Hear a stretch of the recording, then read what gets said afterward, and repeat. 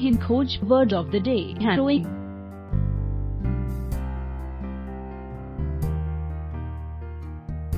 harrowing का हिंदी में मतलब दुखद होता है।